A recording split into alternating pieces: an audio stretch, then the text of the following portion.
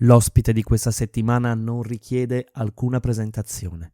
Infatti, grazie ai 1000 talenti del buon Ubibol Francesco Benedetti, siamo riusciti ad avere in talk con noi Luke Gygax, uno dei figli di Gary Gygax, che per chi non lo sapesse è il papà, insieme a Dave Arneson, del gioco di ruolo più famoso di tutti, ovvero Dungeons and Dragons.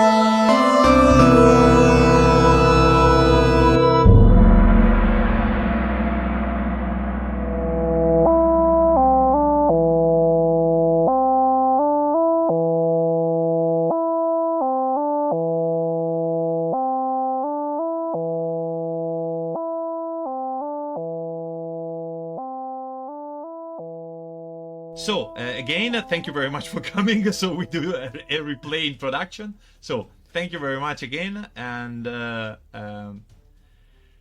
leave the speak to my friend Eric that was muted also. So please tell everything you want. Again, it's an honor to have you here with us, and thank you again for joining us today. It's really a pleasure. Yeah, absolutely. It is my pleasure to be here. Thank you so much for having me. And I love to talk about Dungeons and Dragons and what my father did and the positive effects of role-playing for the world. Thank you. So we're going straight into the interview and into the talk in the sense, and we start usual with this question, Luke. Please, Mr. Luke Gygax, tell to our people, who is Luke Gygax? And sorry if I hope that I pronounce well your surname, Gygax. Okay. Yes, that's right. It's Gygax is correct. Perfect. It's a Swiss name, so in Switzerland it's pronounced Gygax. Gygax, yeah. But the Americans say Gygax. Okay. Yeah. So I am one of the sons of Gary Gygax, the co-creator of Dungeons and Dragons. I was the first person who was raised playing D&D and role-playing games since I can remember. I just recently retired from the United States Army after 33 years of service. I am a husband and father of 3 lovely little girls that are the center of my world.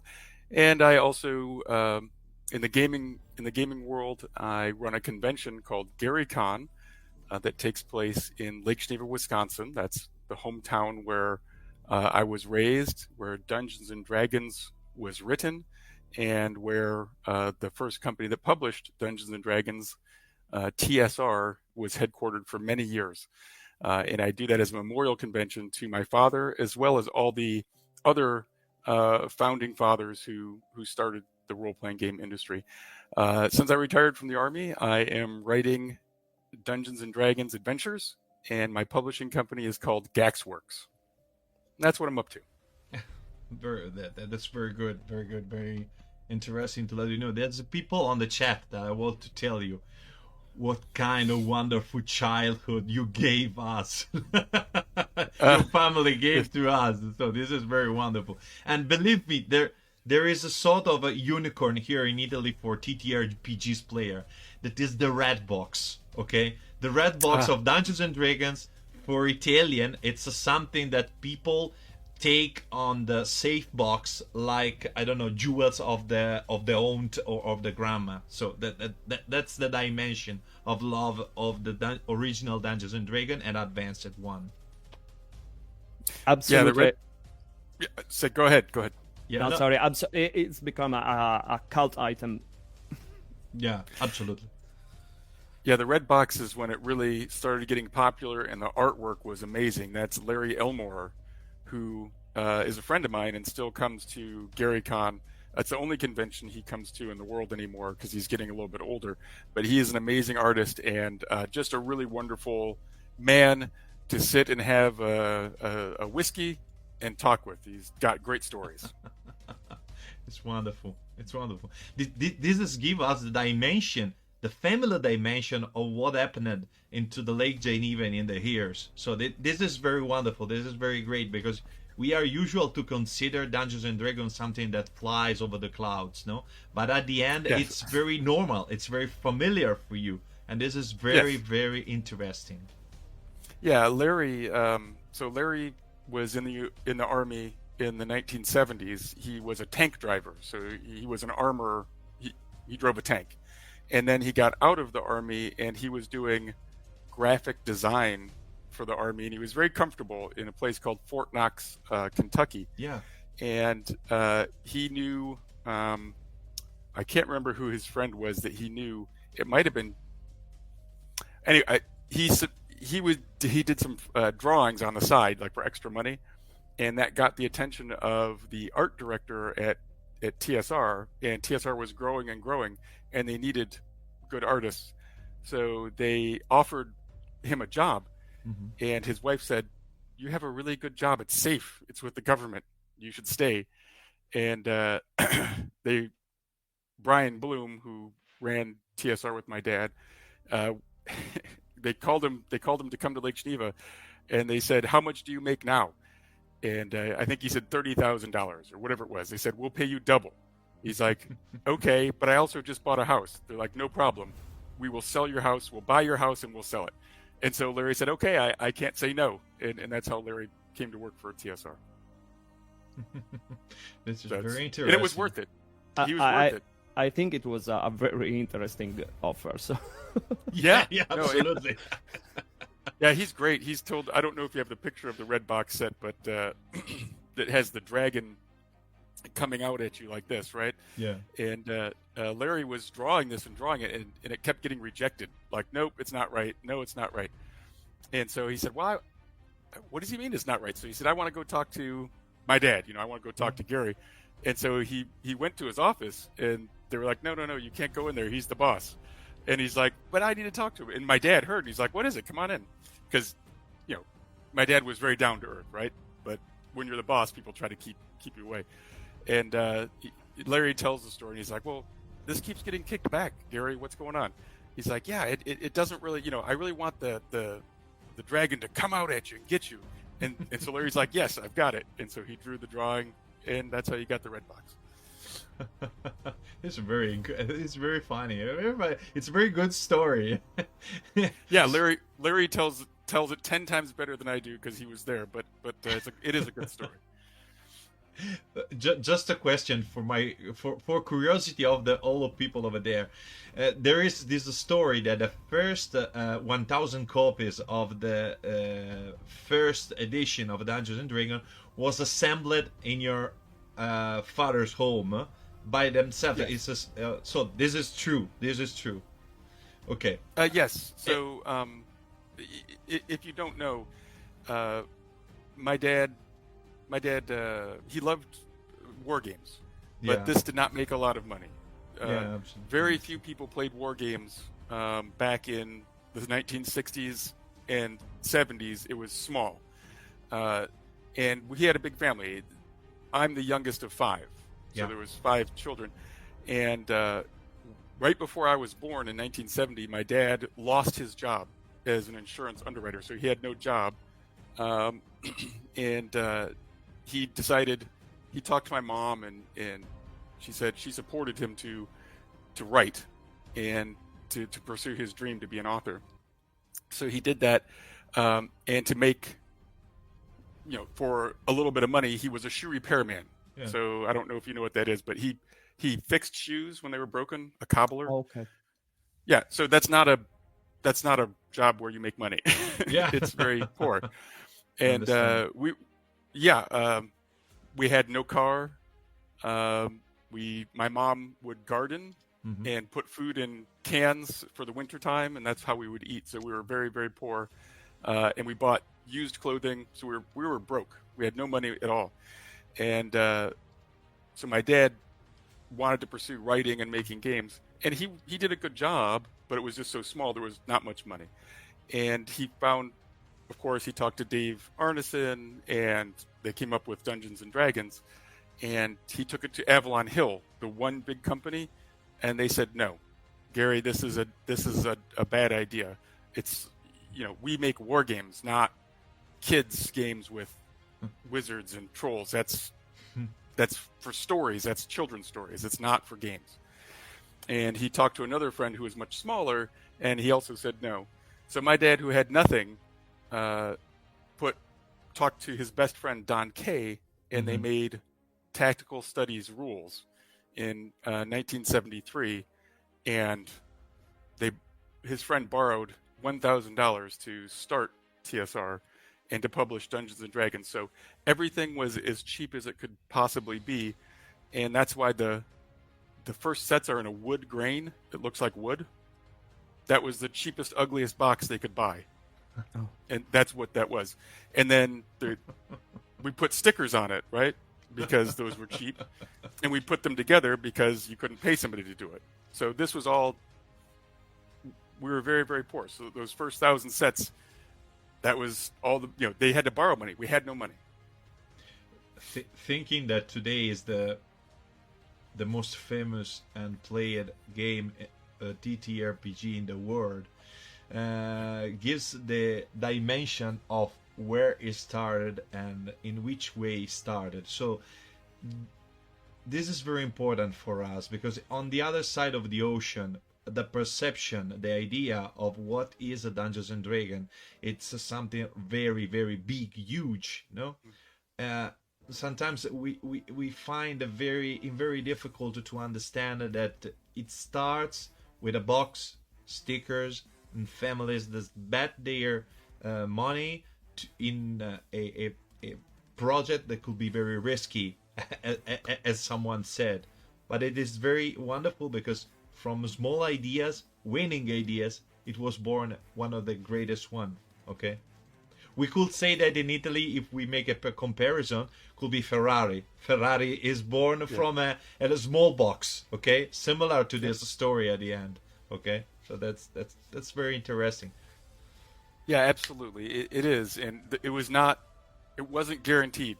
Dungeons and Dragons would not exist if my dad didn't believe and had put everything he had. He risked everything. He was told no, and he still did it. And he created a lot of important things. So that's the more I learned about it. I mean, I was there, right? But I was small. I was born in 1970. Dungeons and Dragons was published in January of 1974. I was 3 years old. But I grew up with it.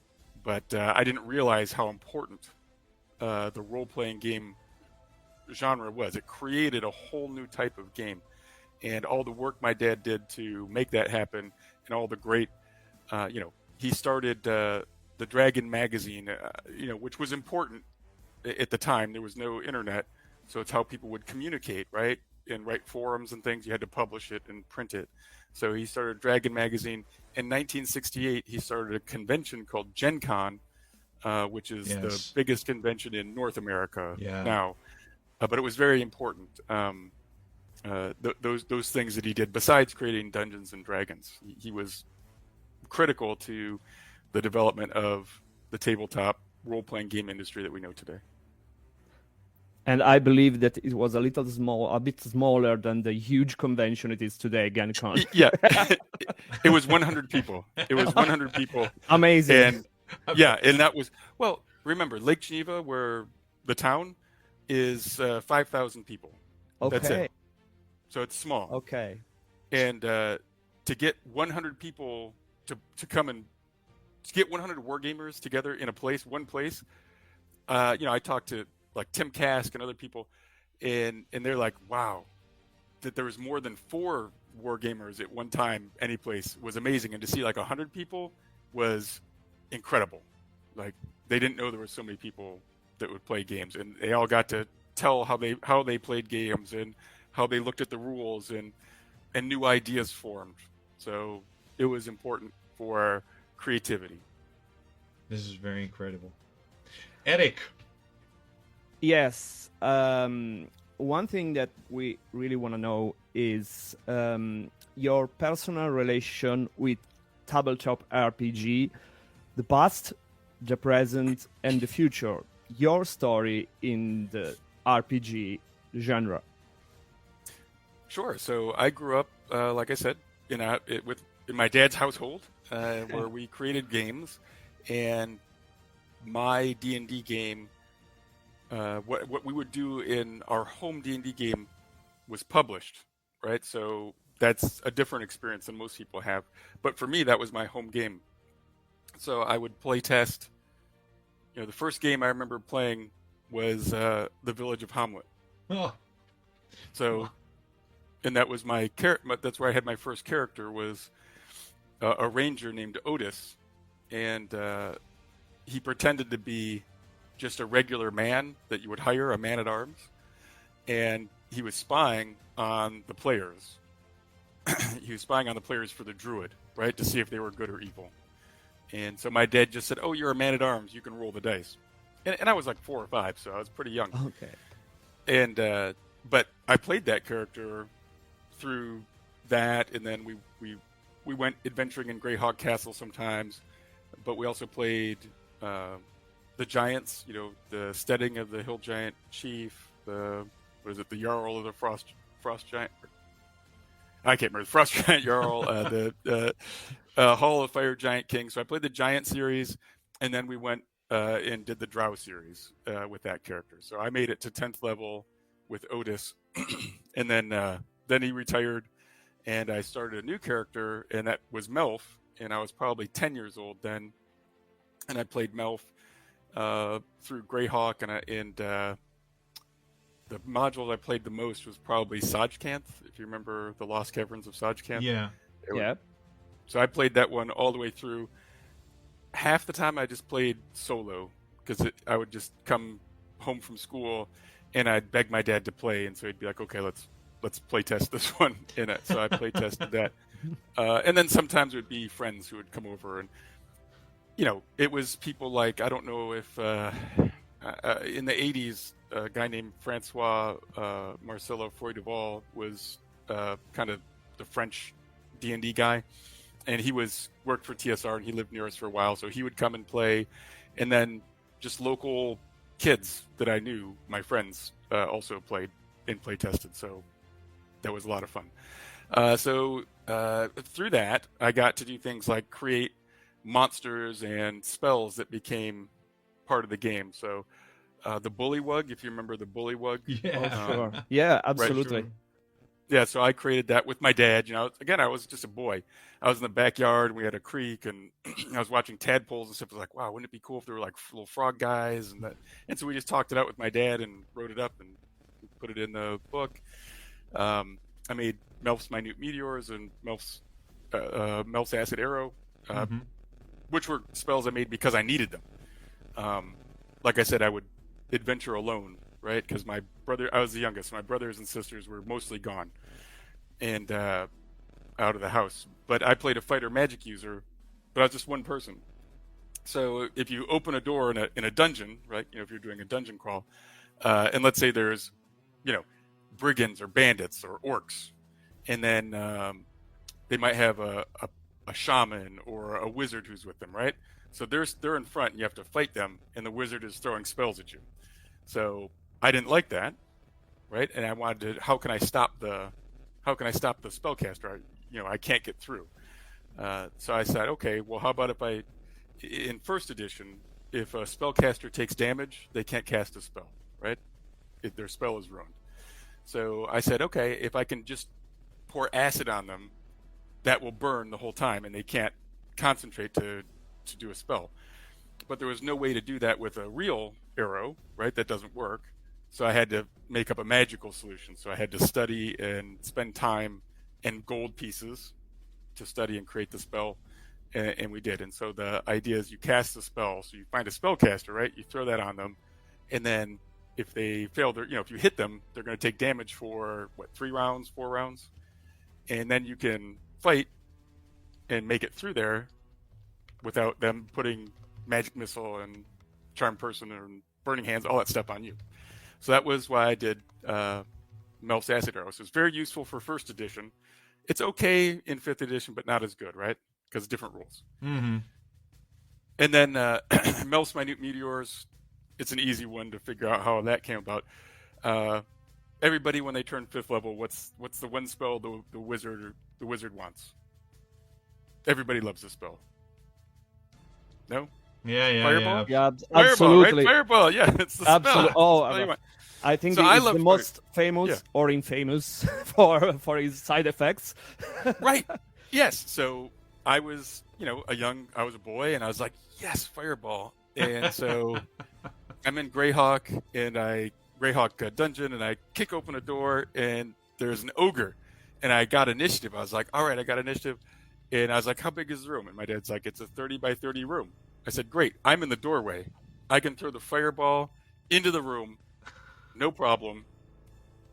Right? It's 30 by 30. I won't get damaged. Well, Yeah. it's 30 by 30, but it was only 10. So It I was happens all mad. the time. It happens all the time. Even here, no? The first Sean said, okay, I started to play Dungeons and Dragons. Yes, Fireball. and so I fireballed myself, and I was so mad because I think I failed my saving throw.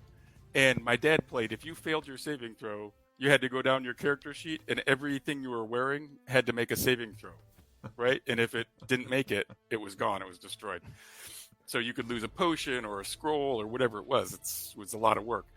So I was like, I thought that was unfair. So I wanted to make small fireballs so that wouldn't blow up like that. So Melf's minute meteors. That's what I can say for all of us that your exclamation, yes, Fireball, is the most common reaction and is one of the favorite spell besides any secondary damage. No, not important, just cast Fireball.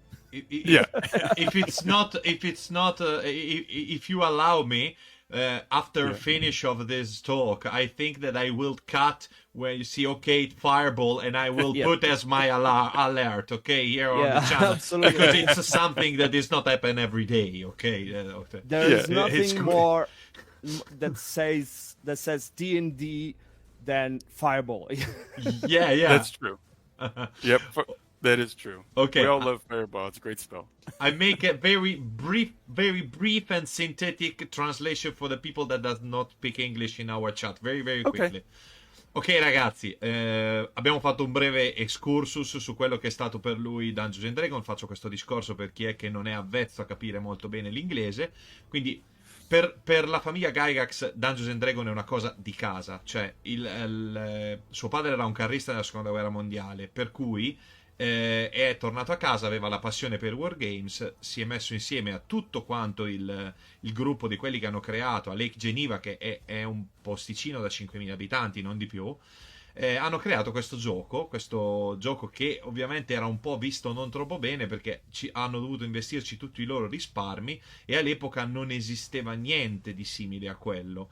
Tant'è che hanno comprato questa scatola famosa da cui è tratta la scatola bianca, poi la scatola rossa, questa scatola tipo per camicie, hanno messo degli adesivi e hanno creato le prime 1000 copie. Quindi abbiamo chiesto infatti che non fosse una leggenda il fatto che esistessero queste famose prime 1000 copie fatte a casa nel loro scantinato, ed è una cosa insomma abbastanza interessante da questo punto di vista. E poi ci ha raccontato che lui, la sua esperienza con D&D ha coperto tutta la sua vita, perché ha visto papà scrivere, muovere i primi passi all'interno del mondo da lui creato di Dungeons and Dragons, e lui insieme agli altri 4 suoi fratelli, sono 5 figli, e sono stati i primi pre-test fondamentalmente di tutto quello che è il mondo di Dungeons and Dragons. E quindi si parlava adesso che la cosa più divertente è che, non essendoci i tiri di salvezza all'inizio ancora, loro tiravano palla di fuoco, l'ha detto immediatamente, e ovviamente tutti quanti venivano abbrustoliti, come è giusto che sia, insomma, diciamo molto veramente OSR alla grande, insomma. Poi OSR è una renaissance, lui l'ha vissuta per davvero, quindi grande onore a lui. Ok, finish the translation.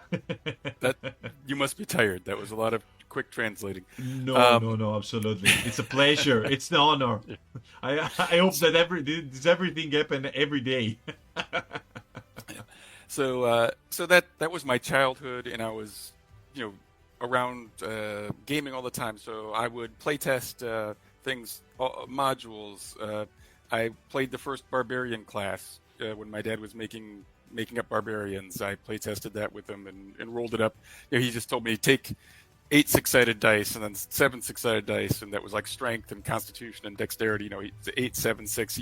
He experimented with that. Sorry to style. interrupt you. So we can say that you are officially the first barbarian of D&D? Yes, I played the first barbarian class. Yeah. Oh, amazing. So cool. So I rolled that up, and I just was with my dad, and he's like, okay, let's roll this up. Okay. And we went on an adventure, and it was fun. And he was just testing how it would work, right? So I did that with barbarian class. We play tested a game called Star Frontiers. Yeah. Yep. So that was a lot of fun because Zeb Cook ran that, and he's a very good DM. He still comes to Gary Con, and he's we're friends. It's nice to see David or Zeb. He goes by Zeb Cook. So that was cool. And then I would read the Gord the Rogue books when my dad was writing them. I would read them because back then he used a typewriter, so not a computer, but he'd actually type on pages. So I'd come home from school and read those in high school. And when he made Dangerous Journeys, the game, I play tested that with him too. It changed a lot. Mm-hmm. But again, so I was just exposed to the creative process a lot just because that's what my dad did. So just if your dad was a carpenter, you'd have to learn how to build houses. I learned how to make games, and or a fisherman or whatever. It was the family. It's what he did. And then, as all teenage boys, I got in arguments with my dad and thought I knew everything because I was smarter or whatever. He didn't understand me, and I was a teenager.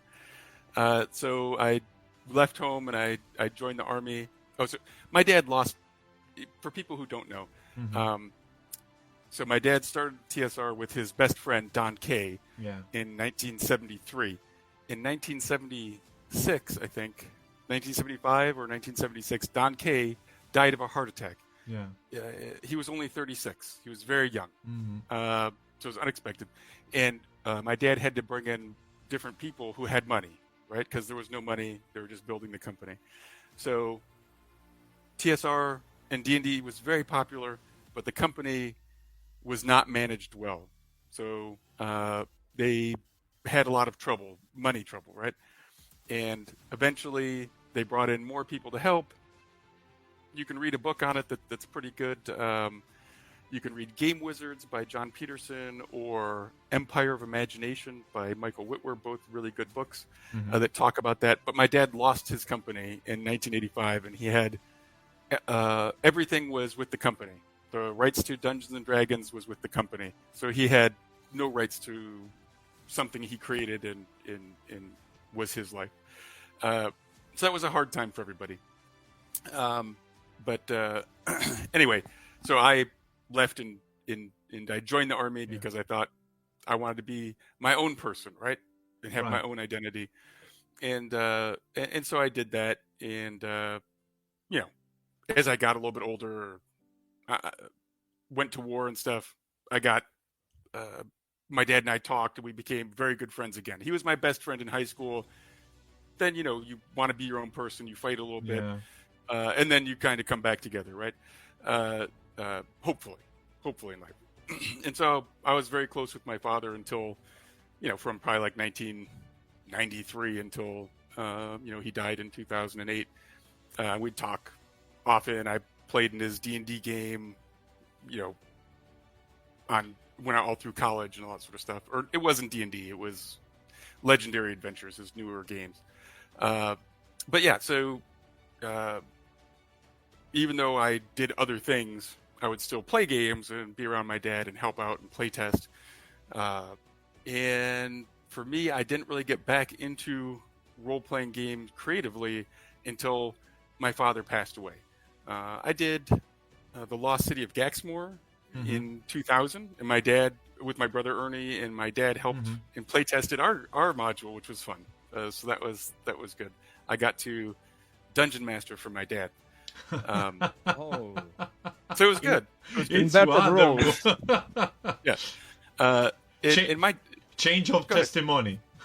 it was yeah. because he was inverted roles. Nice. yeah, and my dad was very hard, right, as a DM. So lots of times I felt you'd you know win, you'd defeat a big monster, and then there'd be hardly any treasure, right? Right. So when I was DMing, it was good to hear him complain. What? There's no treasure, but we just. And I was like, sorry, you know, that's the way it goes. So it was fun. Anyway, it was a good time. But once my father passed away, it really, so many people spoke to me about how important Dungeons and Dragons was to their life, not just for their fun, but it changed their life, and it helped them when they needed it. Maybe they had a learning disability; they couldn't read, but or it was hard to read, and their friends were playing Dungeons and Dragons, and the pictures were so interesting. They wanted to read so much that they sat there and they figured out how to overcome a learning disability, or they came from a home where there was problems and it was very hard, but through Dungeons and Dragons they could escape and they could learn how to be strong by being a hero, and so it made them a stronger person, and they got through and were able to lead a good life. So many stories like that, that it made me want to be involved more to make sure that my father wasn't forgotten, because D&D was not popular in 2008, not as popular as today, right?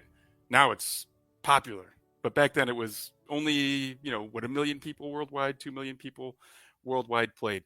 Now it's 10 or 12. It's much, much popular, which is great. And there's movies and things. But just getting back into Dungeons and Dragons and role-playing has been amazing. I've made so many great friends. I started Gary Con, and that's what opened a lot of doors for me, and made me realize how special a lot of this was. It's things I took for granted, right? Because it was just how I grew up. But I learned, as you get older, you realize, well, this was special. This was something that most people didn't get to see, and it made me appreciate it and want to support the community and to help people out. Okay, I make a very short translation to let the people that in the meanwhile we have a ride. So thank you very much to our dear friend Dedelit that brings a lot of people over here. Dedelit is a very great illustrator, so very, very welcome. It's something that we appreciate a very lot. And I make a translation, very quick. Ok, ragazzi. Per chi è che non ha dimestichezza, come ho detto, con l'inglese, innanzitutto grazie ai Raiders, grazie a Dedelit per il ride, molto gentile, veramente tanto. Assolutamente, grazie. Grazie di cuore. Allora, quello che ci ha raccontato lui è una cosa molto molto bella, cioè il suo rapporto col gioco di D&D è stato veramente a tutto tondo, e l'esperienza che ha portato suo padre nel gioco del ruolo, ma tutta la sua famiglia, perché la TSR è praticamente stata la loro vita, è stata una cosa incredibile. E oltretutto il gioco di ruolo ha portato, è stato quello che poi all'inizio, proprio parliamo degli anni 60, 70, 80, che ancora non aveva l'eco che ha adesso, perché l'eco che ha adesso Dungeons and Dragons è qualcosa di gigantesco rispetto a prima. Io in parte l'ho vissuto essendo quarantenne, gioco dal 1992, e nel 92 qui in Italia era probabilmente come da loro era all'inizio degli anni 80 o forse anche la fine dei 70. E quindi ciò che loro hanno vissuto, hanno portato, è quello che noi oggi vediamo comunemente. Oggi il gioco di ruolo viene utilizzato nelle aziende, viene utilizzato con i ragazzi con disabilità, ma all'epoca hanno praticamente creato tutto quanto loro. Ringraziamo Macat per i 100 bits, molto gentile, grazie amore. Macat is the one that is donated is my wife, look. So I just say thanks. Of course. And she is a great master of Dungeons and Dragons, eh? Okay. So that this is very cool. For us it's a family thing, like less than your, but like your, okay? Okay. Yeah, there's a lot of families that play D&D together, and yesterday it was Thanksgiving in the United States, Yeah. so my children are home, and I wanted to play Dungeons and Dragons, but I kind of have the flu, so I'm a little bit sick, Yeah. and so I just had to go to bed early. I was tired. but Saturday we're gonna play. Just to reply to the last things that you said that there's a people that use their mind, use their imagination, using the Dungeons and Dragons just to exit from maybe some a close reality, okay, or close life. I replied to your wonderful clip that you put on Instagram, where you say, "What is for you Dungeons and Dragons?" I replied by my experience. In 1992, when I was more kid than now, I had a very respiratory illness, so I have a lot of asthma, I have a lot of allergies. So for me, stay outside, it was very problematic. For me, Dungeons and Dragons, because I started from the board game. We started like 99% of Italian guys with HeroQuest, okay? Then we passed it to Dungeons and Dragons because arrived someone that says, "Oh, come on, you're a kid. Take this paper and pencil and start to play." So we passed it immediately to Dungeons and Dragons. And Dungeons and Dragons literally open our mind, because for us it's something out of mind, especially in the far province and far towns from the great city like where I live. So for me it was the exact thing that you told. So I am one of the son of that generation, okay? 99% absolutely. So thank you very much.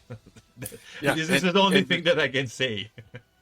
There's so many people like that D&D helped them in some way, or maybe they were just shy.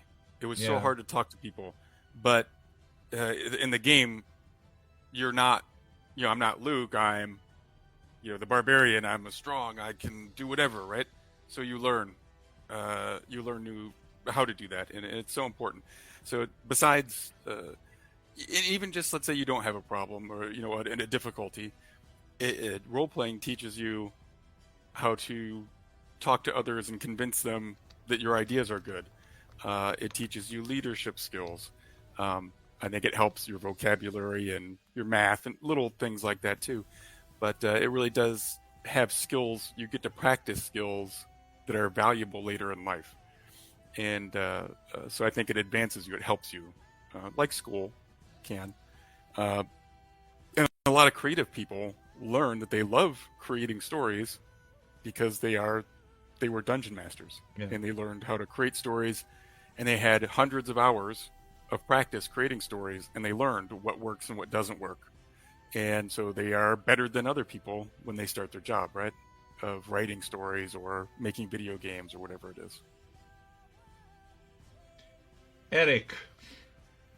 Yeah, it's my turn. Well, I have a question that introduces the real question, but the first thing is, how does it feel to see something that it had started in your house from your father, like D&D? Now you can see it everywhere. It's something that has become a piece of pop culture. So you can spot it even in I don't know, in very unusual place. So how does it feel from a child and an adult to this? And yeah, it's beautiful. It's a beautiful legacy, and I'm so very proud of what my father did. I wish we owned part of it, but we don't. But that's okay. It's a wonderful legacy, and it's made the world a better place and changed so many things. What we watch on TV, what books we read, video games that we play. If you can go to the store and you buy a birthday card and it says happy level, you're leveling up today, right? That's D&D. That came from D&D. There was no leveling up, so it is everywhere.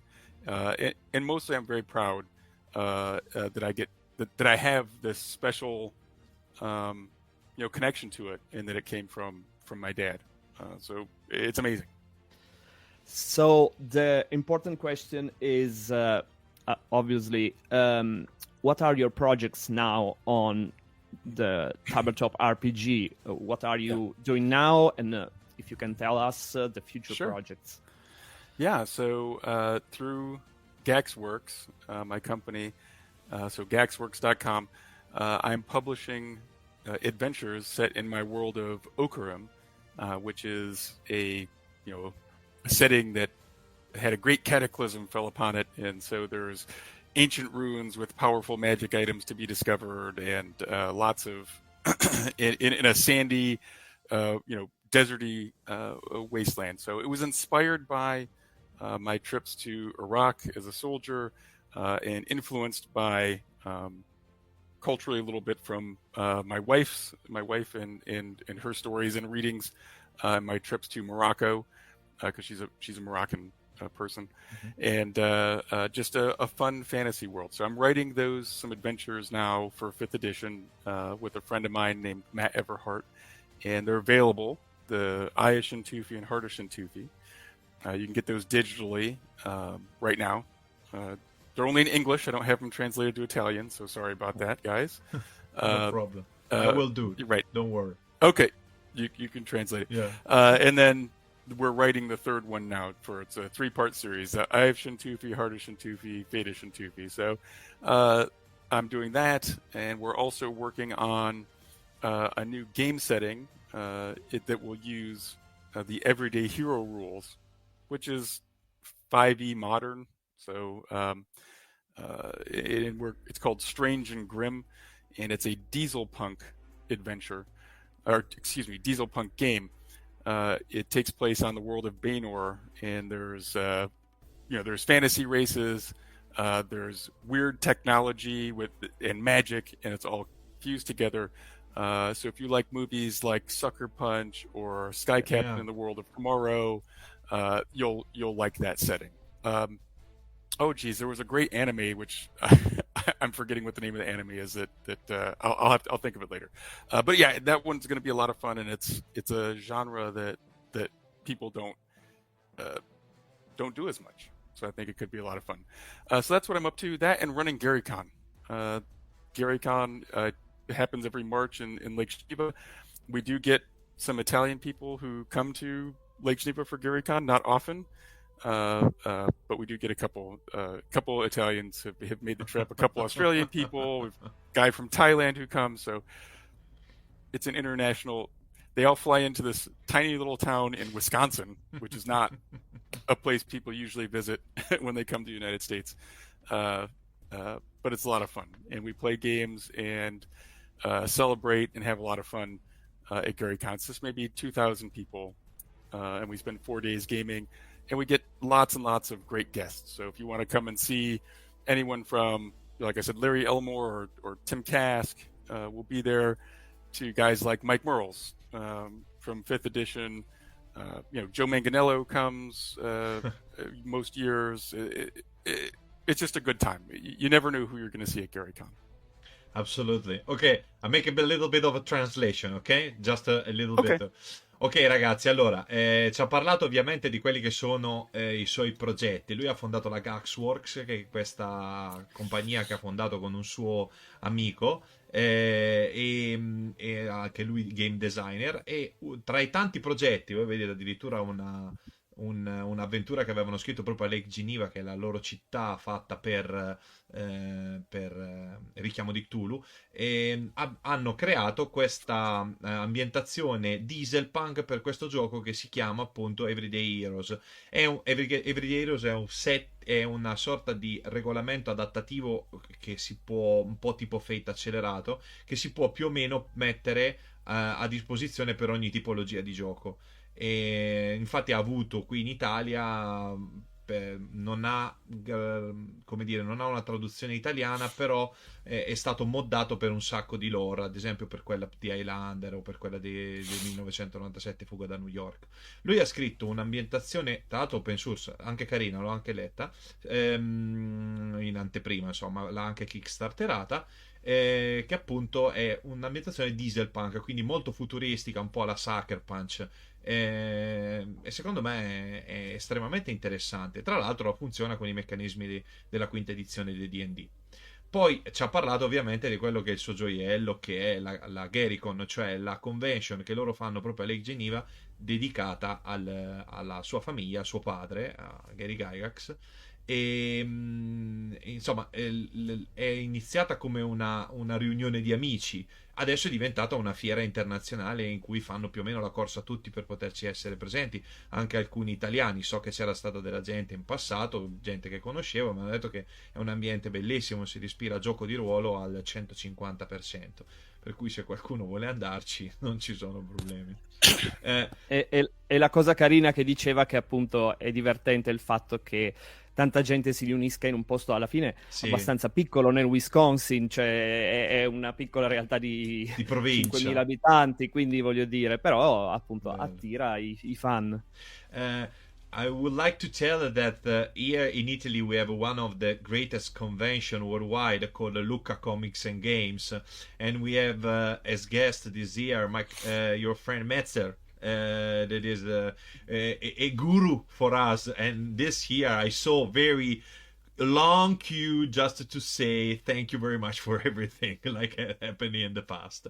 And so we understand the value of the convention, that is very huge in sense of feelings, even for the dimension obviously, but for the feelings I think that is something very incredible to be a part of GaryCon and stay in the place where everything started and everything take the shape. So this is very interesting, okay, and this is very emotive, okay. Give me feelings, give me real feelings. And yes, just to let you understand what is the public, you said that there is the today Dungeons and Dragons is something different to what Dungeons and Dragons was at the beginning of the 90s, in the 80s, and maybe earlier, okay. Here in Italy, I could say that what you feel on the 80s, we feel here on 90s. So we have a 10 late of delay in respect of what happened into the United States, okay? Here in Italy, and in general I see in Europe, there is a so deep love for the old edition of Dungeons and Dragons. A lot of people here in Italy is very, very linked into what we call the 3.5 version of Dungeons and Dragons, okay? So for us, it's for the Italian people, it's a sort of untouchable thing, okay, more than 5th edition. And the Italian people, it's very critical at the beginning when the 5th edition comes out. They say, no, come on, it's too simple. So this is what they said, okay.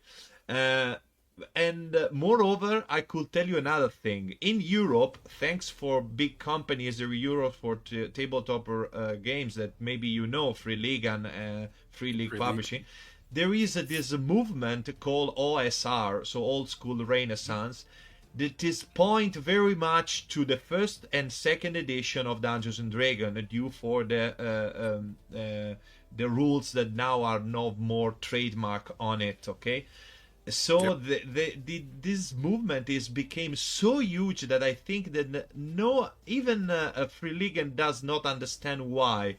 But I understand that Italian people is so fascinated by old times at the beginning of Dungeons and Dragons, as you expressed it to us, that want to get back, and even the actual guys and kids that start to play want to understand better where we came from, where Dungeons and Dragons came from, because what we see now, it's a product of mass. Okay, it's a massive product.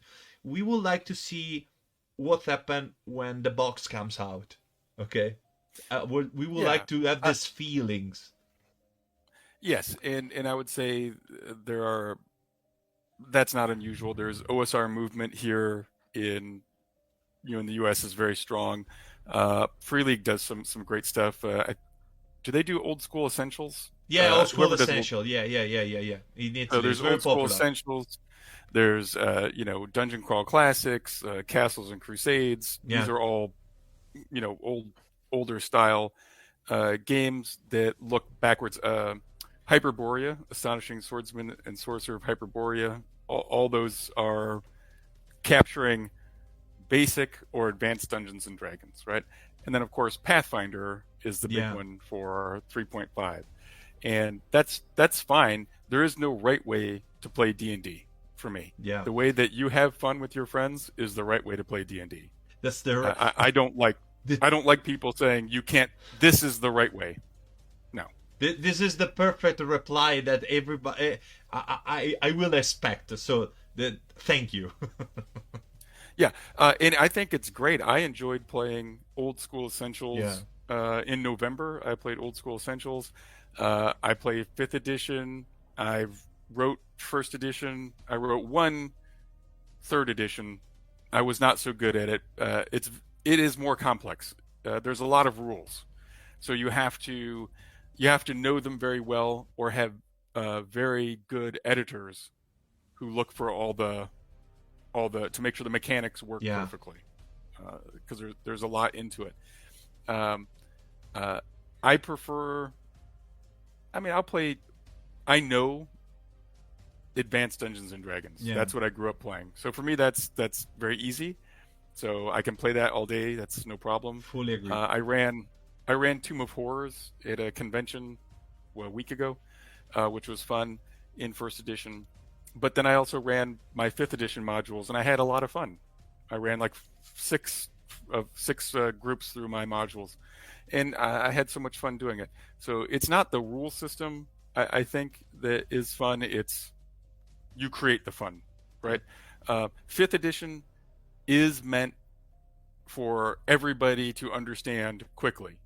There are some things I don't like about it.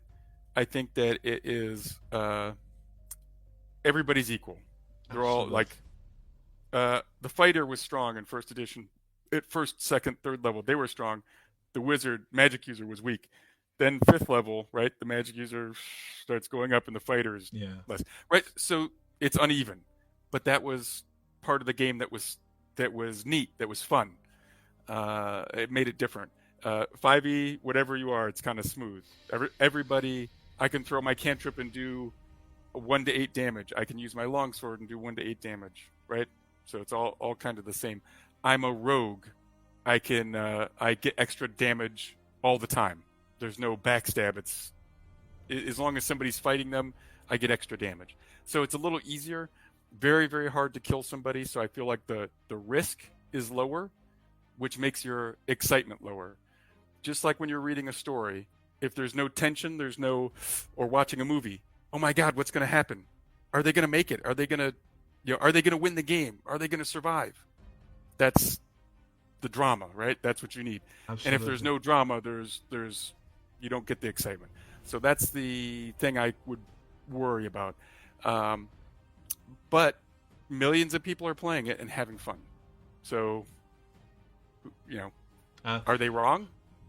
No. Ok, I make a quick translation, very quick, ok? Just a moment.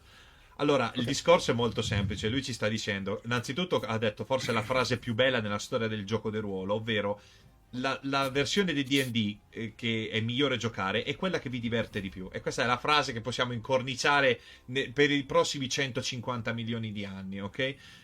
Seconda cosa, lui dice le versioni di adesso, ovvero la quinta, ha toccato ovviamente il nervo. Dice sono tutte molto paritarie, cioè sono piatte, ok? Nel senso che tutti i personaggi sono piatti. Nella prima edizione del Dungeons and Dragons, lo sa anche lui, il guerriero al primo livello menava, il mago doveva scappare per evitare di rimanerci secco. Questa era la storia di D&D. Però è anche vero che se tu vuoi introdurre un'avventura, creare del thrill, creare del pathos, creare una trama come in un film, serve il più debole, serve il più forte, serve quello che rischia dall'inizio e quello che rischia più avanti. Quindi ha perfettamente ragione e ha colto quella che è la sensazione del 99% di giocatori di gioco di ruolo che vengono dal passato, capito? Ecco, questo è veramente fondamentale. Dopo lui dice, ovvio, la quinta edizione la giocano milioni di persone. Sbagliano? Assolutamente no, perché è figlia dei loro tempi. Quindi è anche molto comprensivo da questo punto di vista. Io sono molto felice di queste sue risposte.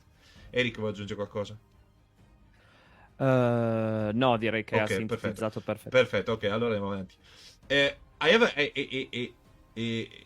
an idea for you, okay? As a old, I consider myself an old player, okay, for the Italian market, okay. Actually, Italian market oriented really much to the OSR, okay. A lot of people write for OSR or for system that taken idea from the past, okay. There is a great division, and there is a risk at the beginning that someone is not so strong to survive, okay, like you told about the mage, Yeah. okay. Mm-hmm.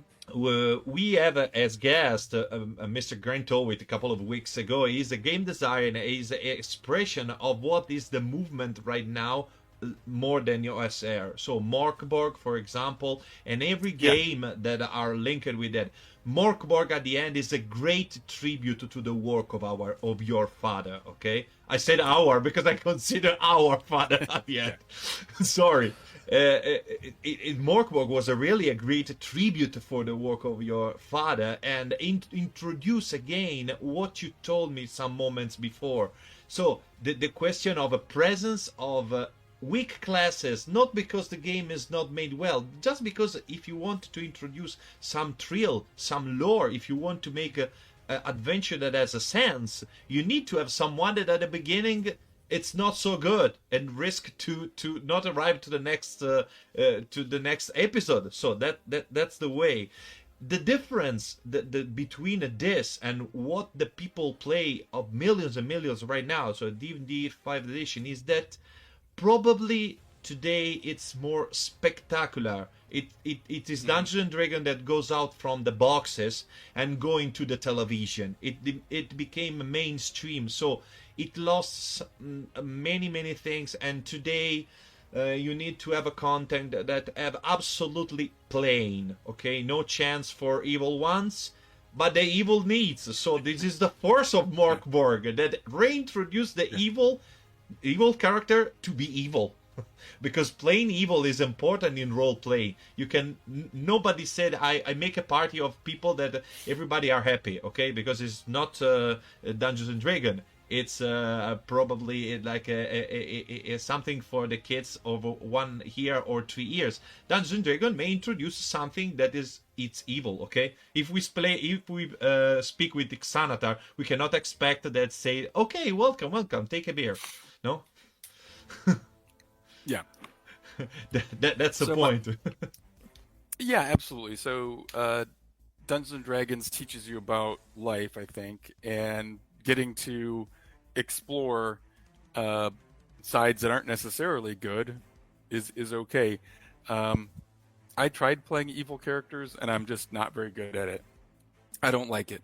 I remember I played an assassin who I broke out of jail, and we had a band of bandits, and we came on some village, and we could easily take what we wanted, right? But I felt bad for the villagers, right? I was young. So I felt bad because they would starve if we took their food, right? So I wanted to pay them for the food. I just wasn't a very good assassin. I'm more of a good guy. So I just learned that's not who I am. But it's good to explore and be able to explore those things. And like you said, for me, I think it's good to have powerful evil forces in the world, because why do you adventure? What's your call to adventure? Why are you a hero? Well, you've got to stop evil, right? You've got to stop injustice. If you don't do anything, evil wins, right? And that's an important lesson. So it's up to you. You need to take action. You can do it. You can make a difference. So get up and start. And maybe you're going to make a small difference at first. And then as you grow and you learn, you can make a bigger influence and a bigger influence. And that's like life. You gain experience and you have more impact, or you can, right? But if you never get up off the couch and go adventure, if you always stay on the farm and that's it, well then, you're not going to grow and you're not going to have influence in the world. So that's a good lesson too. And my dad did not like evil characters very much.